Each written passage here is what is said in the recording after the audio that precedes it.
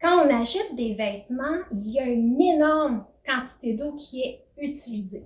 Si on prend le coton, du coton prend énormément d'eau à faire pousser, prend énormément d'eau à être transformé en fil.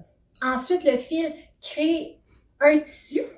Et souvent, ce tissu-là est lavé pour voir si ça rapetisse et tout et tout. Ensuite, une grande quantité d'eau qui est demandée pour teindre et pour s'assurer que ça ne déteigne pas après. Et il y a des quantités d'eau aussi qui sont utilisées pour différents finis que l'on veut sur les vêtements.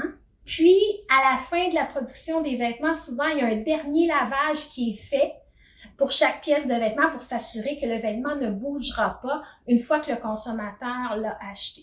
Puis la dernière quantité d'eau, c'est la quantité d'eau que vous prenez à la maison pour entretenir vos vêtements. Donc l'impact est énorme. On parle de 700 litres d'eau pour un t-shirt. 700 litres d'eau. Donc c'est énorme.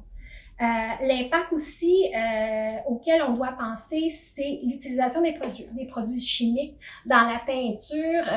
Je vous mets au défi d'aller sur Google et de taper rivière de couleur en Asie.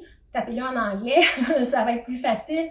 But dye in rivers in Asia. Et vous allez voir des photos de rivières qui sont roses, qui sont mauves, qui sont vertes, bleues, parce qu'il n'y a pas de régulation là-bas pour déverser les résidus de teinture que les usines ont essayé. Donc aussi, c'est pour ça qu'on se rend beaucoup en Asie pour faire des vêtements et on achète nos tissus de là parce qu'il n'y a pas de régulation. Donc c'est vraiment, vraiment dommageable pour les habitants parce que ceux qui vivent là ont à utiliser la majorité du temps l'eau de ces rivières-là. Donc, ça a un super gros impact.